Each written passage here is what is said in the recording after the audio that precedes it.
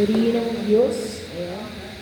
Ako po ay patapos na po sa duty sa Luceria. Marami po akong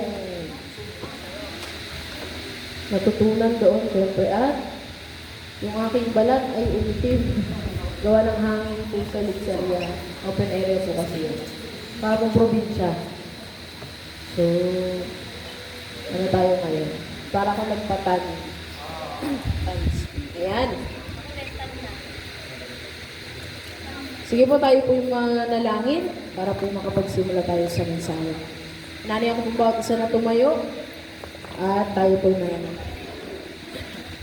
Let us feel the presence of the Lord na kanina pang kumikilos simula sa ating pag-awit. Aming Diyos Ama, salamat po sa kabutihan mo. Salamat sa pagpapaalala sa amin that we are washed by your blood. We are washed with water, and that is your word, Jesus. Thank you, Panginoon, dahil ikaw ang Diyos na meron kami. Ikaw yung tumanggap sa amin. Panginoon, ngayong umagang ito, hayaan mo po na lahat ng aming alalahanin ay ibaba namin sa inyong harapan. At huwag na namin itong pakaisipin pa, O God, o alalahanin pa.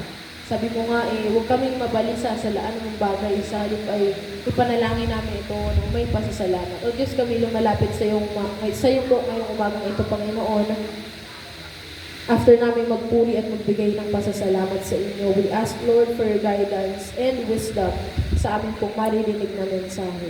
Tulungan mo po kami na tumanggap ng buo, Panginoon, sa mga maririnig naming mensahe. Ikaw ang nagpapala sa amin ng mga mensahe ito. At ang purpose, Panginoon, kung bakit kailangan namin makarinig ng mensahe mo, hindi para ma-entertain kami, Lord, kundi para maituwid, maitama ang aming buhay na dapat ayon sa inyong kalooban. Maraming salamat po if there are areas in our lives, Lord, na nahihirapan ngayong oras nito. Hayaan mo po na mag-speak ka sa buhay ng bawat isa, Lord. Mag-speak ka individually, O God, in the mighty name of Jesus, Lord. Hayaan mo po na makaramdam kami ng kapayapaan kung meron mang may sakit, O God, sa oras na ito, anumang parte ng kanilang buhay ang merong karamdaman. Ikaw po ang siyang nagbibigay kagalingan sa mga bagay na ito. Kung meron ng Panginoon, mga pagsubok, Panginoon, ikaw ang nagbibigay ng kalunasan at solusyon sa mga bagay na ito. Hayaan mo po na maging payapa kami sa pagkakaupo na nandito, sa pakikinig ng mensahe ng Panginoon. Wala kaming ibang isipin kundi ikaw lamang, Panginoon. Maraming salamat po. In Jesus' name we pray. Amen. Palakpak po sa Panginoon. Hallelujah. Maraming salamat po sa kanyang kabutihan. Patuloy niya tayo dinadala sa katuwiran, amen. Hindi niya lang tayo pinapaalalahanan sa pag-ibig niya, kundi syempre doon sa katuwiran, sa righteousness, amen. And I want you to look at these pictures. Dalawang picture po ito. And I want you to observe these pictures. Ano po kaya yung similarity nila? Po anyone? Ano po kaya yung pagkakaparehos nila? Pagkakaparehos. Parehas po. Yun. Mayroong dahon, no? Mayabong ang dahon. At maayos, parehas, di ba? Ano naman po yung difference nila? Pinagkaiba naman. Yung isa may bunga, yung isa ay wala. Bakit ba kaya mahalaga ang bunga sa puno? Pag doon mo muna po tayo sa puno, bakit kaya mahalaga ang bunga? Para po mayroong Bakit kaya mahalaga? Na pag nakita mo yung puno, is may bunga, ano yung una mong naiisip? Maganda ang lupa. Very good. Ano pa? Pagkain. Tama naman, di ba? Mukhang tayo gutom. Pag nakita mo isang puno, may bunga, ano yung una mong naiisip? Sabi Mami Eve, maganda ang lupa. Ayan. Inaalagaan. Amen. Ano pa po?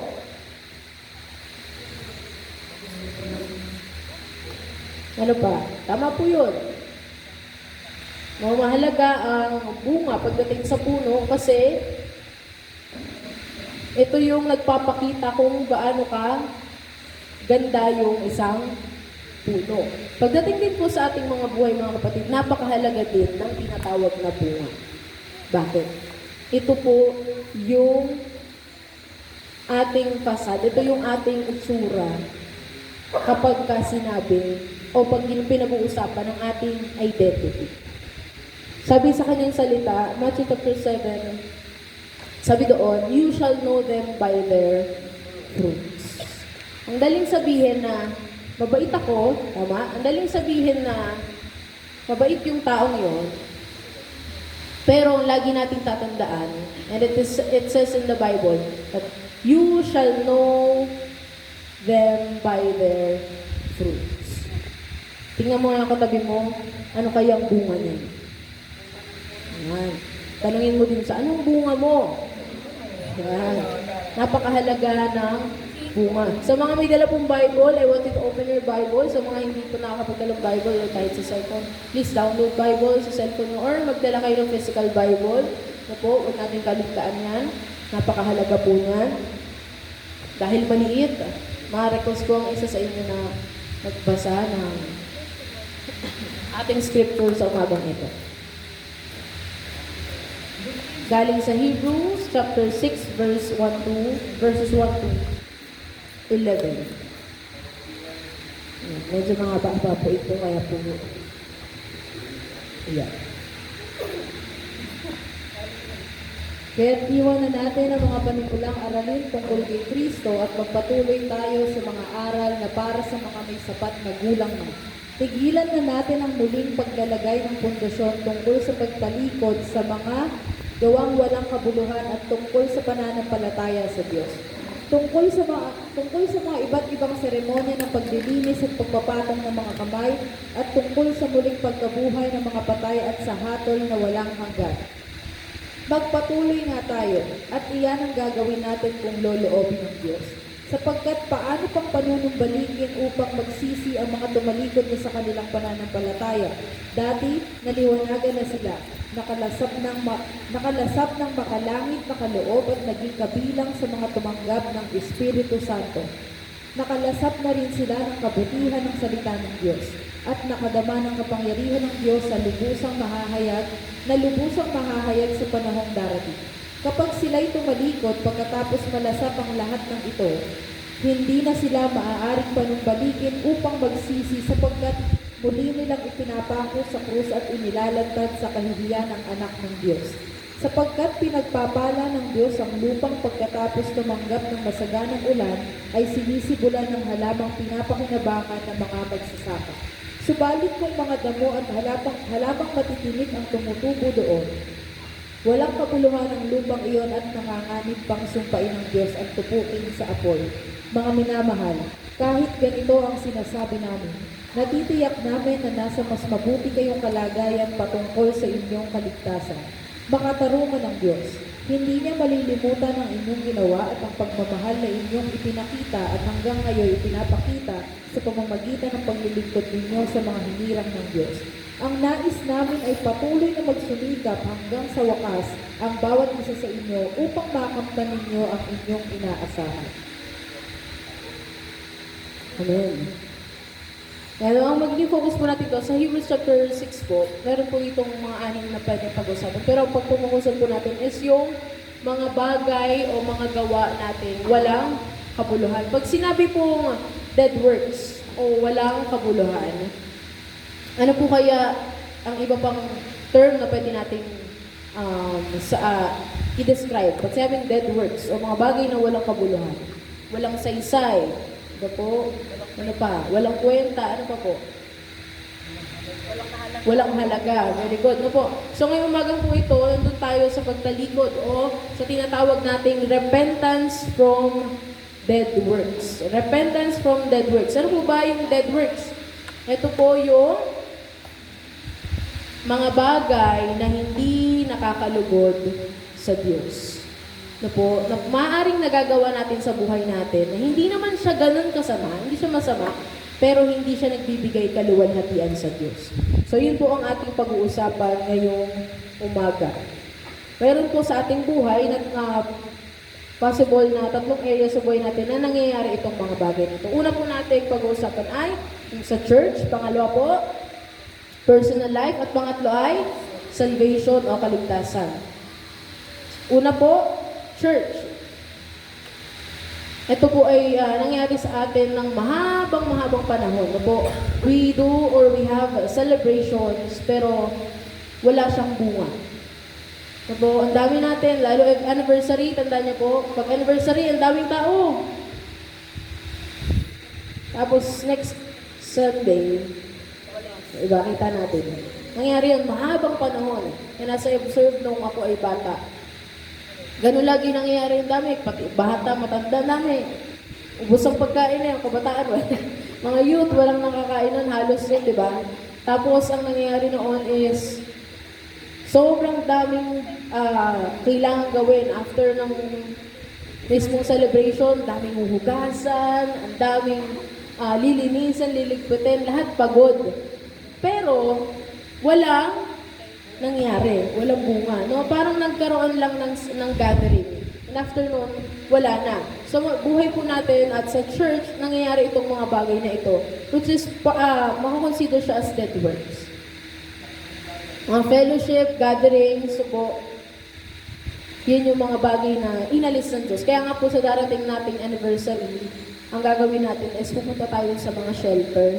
Hindi na po tayo magagawin po natin yung mga celebration na malalaki. Pwede po every 3 years, gano'n. Pero hindi na yung every year, yun ang gagawin natin na mag-invite. So what we will do is talagang tayo yung mag-reach out ng mga tao. Yung mga napupuntahan natin po sa San Jose po na mga shelter, yung mga tao dito, yung mga bata, parang boys town po yung ano nila, yung dating nila po.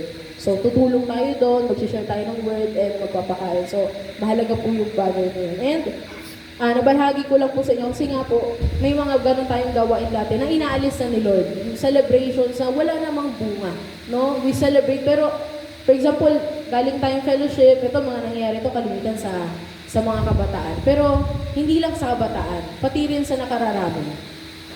Pag-uwi, galing fellowship, galing gathering, pag-uwi sa bahay, same pa rin yung attitude. Diba? Magalang kay pastor, pero bastos sumagot kay mama.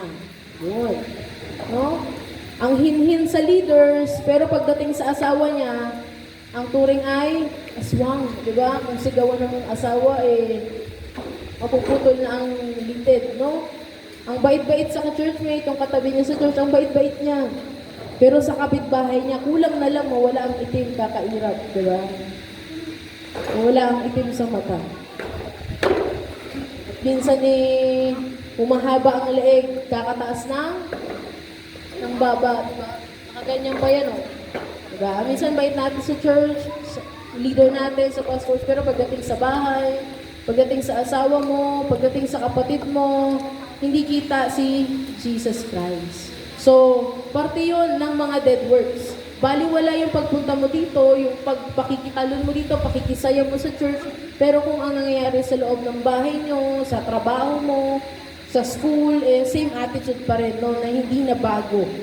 Hindi nagiging kamukha ni Jesus. Mga kapatid, tapikin mo yung katabi mo, we should live like Christ. Ayan. Tapikin mo din mo makinig ka. Ayan. We should live like Christ. So, kung hindi yung pagod ka sa gawain, nakakapagod, daming ginawa. Kanina may event sa church, ang daming ginagawa. Pagod na ako, saknal pa ako. Pero walang nababago sa character. Sabi, you shall know them by their fruits.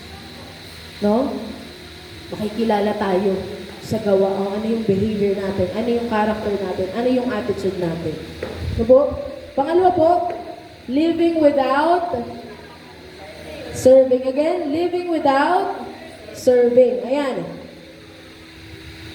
Naniniwala ako na wala tayong kayang dalhin sa langit, kundi tao lang. Hindi natin kayang dalhin ang pera sa langit. Hindi natin kayang dalhin ang lupa, ang bahay, ang sasakyan, ang mga bag, diba?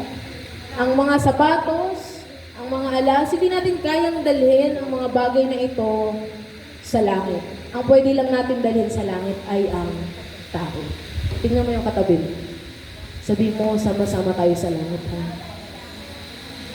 Baka kasi, ang priority mo habang nabubuhay ay ang paglilikom o pag-ipon ng kayamanan sa mundo. Pero yung kasama mo sa buhay, pagdating sa langit ay hindi mo makakasama. We should prioritize eternal things. Tapikin mo yung katabi mo ulit. We should prioritize eternal things. Yung mga bagay na makalangit. Mga bagay na pang walang hanggan. Hindi po masama na magpayaman. Hindi po masama na magsipag tayo. Hindi masama na bumili ng mga bagay o mga gamit. Lalo na kapag ito'y galing sa hard-earned money mo. Diba? Hindi masama yung mga bagay na yon. Pero wag nating kalimutan kung ano yung mas importante.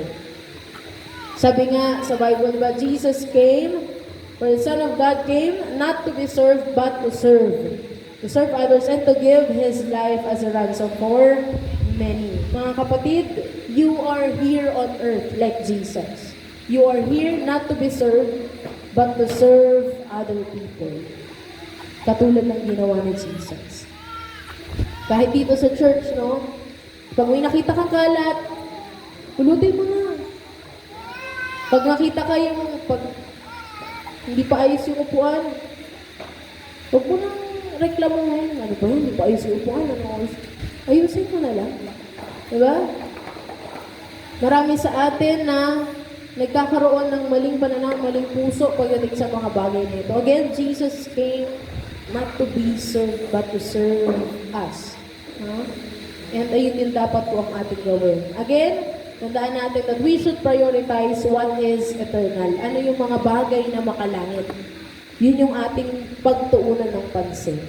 And yung mga hinahagad mong makamundo, susunod na lang yun.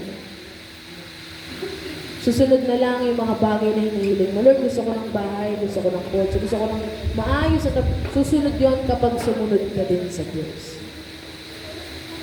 Pangatlo po, tungkol sa church, worship without relationship. Ito na.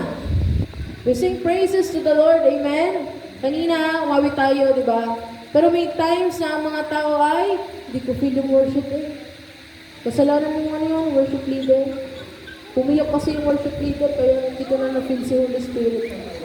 Naputol yung string eh, kaya na-distract ako. Kaya, walang goosebumps. Ano ba yan? Baka yung worship leader makasalanan siguro yun ng Monday mula Kaya wala ko na-feel na goosebumps. Ang hilig natin isisi sa ibang tao yung bagay na tayo ang dapat gumagawa. Or yung mga bagay na dapat sa ating inaayos. Kapatid, when you worship God without relationship, hindi po mag-work. Kahit anong halapasay mo dyan, kahit anong talon mo, kahit anong taas ng kamay mo, kung wala kang relasyon sa Panginoon mula Monday hanggang Saturday hanggang Sunday, hindi mo talaga ma-feel yung tinatawag na power of presence of God. Huwag mong isisi sa mga tao na nasa paligid mo. Ang ingay ko, sino katabi ko, wala sa tona kaya nadidistract ako. Diba? Hindi po. Ang problema ay nasa puso. Huwag mong iasa sa goosebumps ang presence ni Lord. Hindi po doon nababase yun. Malalaman mo nasa iyo ang presence ni Lord or mararanasan mo ang presence ni Lord kapag ikaw ay may kagustuhang makasama siya. Kahit sino naman, di ba? Mabait ang Lord. Pero kung sa tao, tingnan po natin. Bansinin natin. Isang tao na, pwede mo naman siyang kausapin kasama everyday, pero pinipili mo lang na every Sunday mo lang siya makasama. And then, He was knocking at your heart, the door of your heart, mula Monday hanggang Saturday. Tapos biglang, Lord, gusto ko Sunday, close tayo. Diba? Kahit sa kanino, di ba, mahirap, pero mabait ang Diyos. He is welcoming you sa presence niya. Bakit po natin pinag-uusapan itong mga bagay na to? Mga kapatid, sa simbahan natin na matagal na tayong magkakasama, kailangan yung mga bagay, yung mga dead works ay inaalis na natin. Diba? Hindi na natin binabase ang buhay natin sa mundong ito. We do celebrations or we have celebrations, we do celebrate the things na ating dapat i-celebrate, pero dapat mayroong bunga. Kung walang mangyayari dito kung walang bunga, wag na lang. Diba? Hindi naman masama na mag-celebrate. Pero kung walang magiging bunga o walang magiging kahinat na ng mga bagay na ito, wag na lang natin gawin. Diba?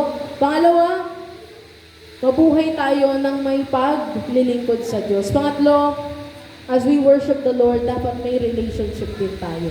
Hindi po tayo nagpa-perform dito. Tayo ay sumasamba sa ating Diyos. Pangalawa po, ano yung pangalawa? Personal life. Ayan, ang ating mga superstitious belief, no? Na mas makapangyarihan pa ang laway kaysa sa prayer. Handa ko yung yung pamangkin po, si Miguel, sa barangay hall, yung bit-bit nila mama. Lumaway na lumaway ng mga tao. Pinasok na ni mama. Na parang mas makapangyarihan pa yung laway kaysa sa panalangin. Ano? No, hindi naman natin binabangga yung mga paniniwala nila. Ngunit bilang Kristiyano, dapat ikaw mismo na nakakilala na sa Panginoon, huwag ka nang maniwala sa mga bagay na magpapalito sa iyo sa paniniwala mo. Diba? Mga anting-anting, lucky charm, ayan. Huwag mo doon ilagay yung tiwala mo. Ang paglagyan mo ng tiwala ay ang Diyos. Di ko kasi sabi sa zodiac sign, bawal daw akong lumabas ngayon Oh, hindi ka na lumabas, talaga naman. Ang lucky color ko daw ngayon, lucky color of the day ay pink. Wala kang pink. Paano yun? Diba? We don't put our trust on the things of this world. Dapat po ang ating tiwala at pananampalataya ay nakalagay o nakatuon o nakalagak sa ating sapatos. Kanina? Kay Lord. Kay Lord dapat. Po, bilang mga lingkod ng Diyos o bilang mga anak ng Diyos, dapat hindi na doon nakalagay yung ating pananampalataya. No, hindi na tayo dapat nananalangin sa iba pang mga Diyos. No? Tabigin mo ulit yung katabi mo. Makinig ka. Mahalaga ang salita ng Diyos. Yan. Hindi na tayo dapat nananalangin pa sa ibang mga Diyos o sa iba pang tao. Na ang pagpahid ng bimpo sa isang kahoy ay may kapangyarihan. Kapatid, anything that comes before God is your idol. Ano mang nauuna kaysa sa Diyos, yan ay nagiging idol. For example, your cellphone. Diba? Mas una mo pa siyang tinitingnan kaysa sa pangipag-usap sa Lord, that becomes your idol. No? Mas excited kang marinig ang kwento ng kaibigan mo. Eto na nga. Excited ka doon. So, eto na nga. Kesa sa pagbuklat ng mensahe ng Diyos. That becomes your idol. Sabi sa Colossians chapter 3 verse 23, whatever you do, work at it with all your heart as working for the Lord, not for human masters. Whatever we do, mga kapatid, we do it all for the glory of God. Not for people, not for you, not for yourself, not for your lovers, but for your God. Amen? Pangalawa po, sa ating personal life, ito, paghingi ng sign. Lord, give me sign. Kung itutuloy ko ba ito? Give me sign. Kapag nahulog yung TV namin, titigilan ko na to. Kapag lumipat yung page nung notebook ng kaklase ko, ibig sabihin, crush ako ng crush ko.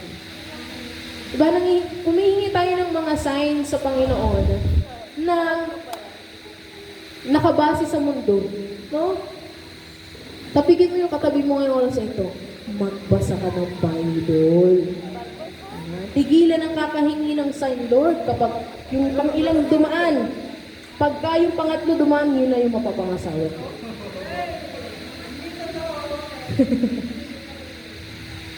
Pag may dumain dito na naka-green, siya na nga.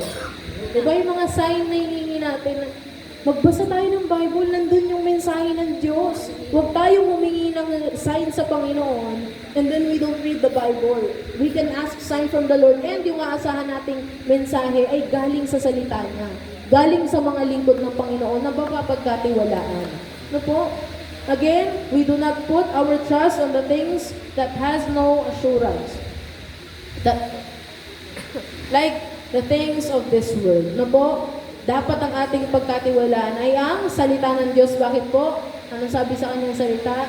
Heaven and earth will fade. Lahat ng bagay sa mundo, langit at lupa ay maglalaho. Ngunit ang kanyang salita ay mananatili magpakailanman. Heaven and earth shall pass away, but my words shall not pass away. Kapatid, ang salita lamang ng Diyos ang mananatili habang buhay. Everything in this world ay mawawala. Pero yung salita ng Diyos ay nariyan hanggang sa walang katapusan eh.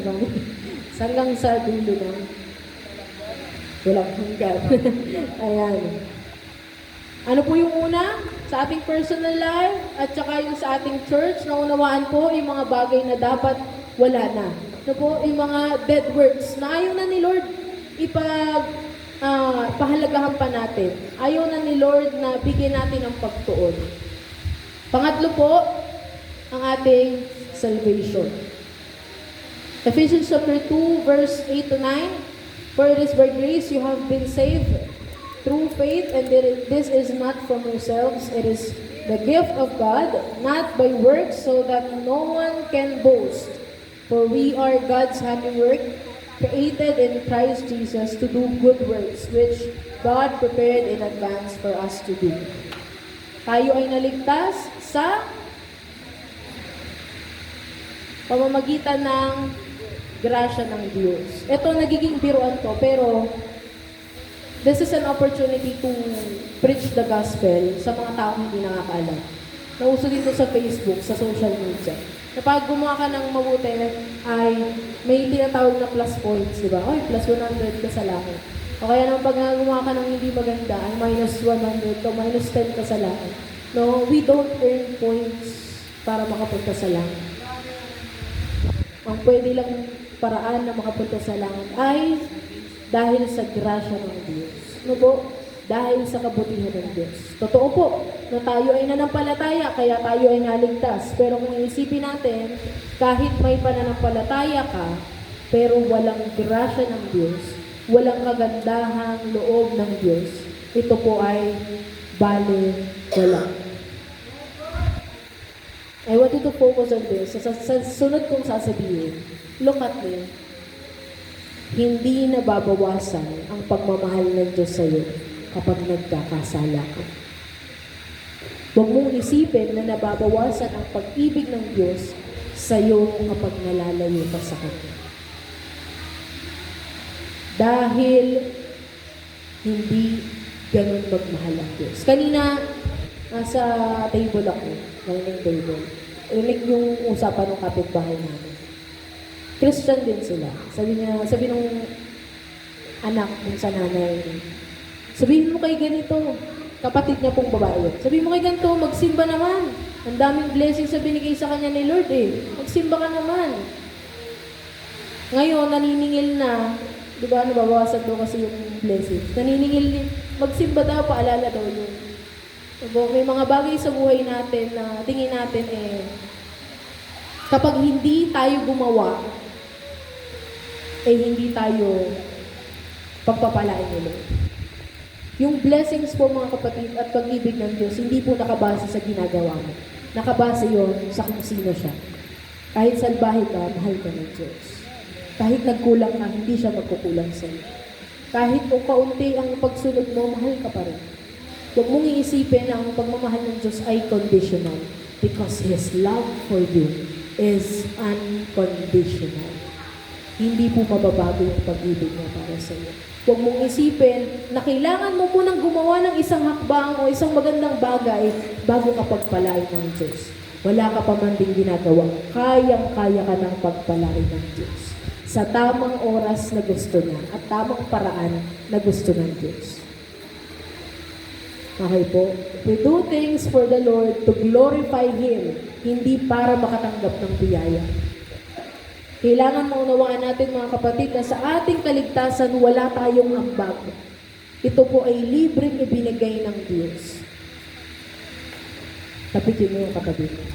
Mahal ka ng Diyos. And ito po, paalala sa atin. Huwag tayong magpipreach ng gospel na parang ikaw lang ang pwedeng maligtas. Ano? Ang gusto ng Diyos, abutin natin lahat ng nangangailangan. Huwag kang mamili. Ay, adik kasi. Ayoko, sarap. Adik kasi. May mga tao tayong kasama sa buhay natin sa simbahan na ito na mga binamo ng Diyos. Huwag mong tingnan ang estado ng tao para, ay, pagka, ayoko siya lang, kasi matigas, masama na talaga ugali niya, nabuhay na masama, mamamatay na yun ang masama. Huwag po natin isipin yun sa kapwa natin. Ay, salbahe kasi yun eh, ako invite sa church. Talagang na yun eh, mamamatay na yun, impyerno talaga punta nun. Huwag po natin sasabihin. Dahil mga kapatid, walang imposible sa Diyos. Sabihin mo sa sarili mo, ikaw nga binago ng Diyos eh. Diba? Yung kapitbahay mo pa kaya.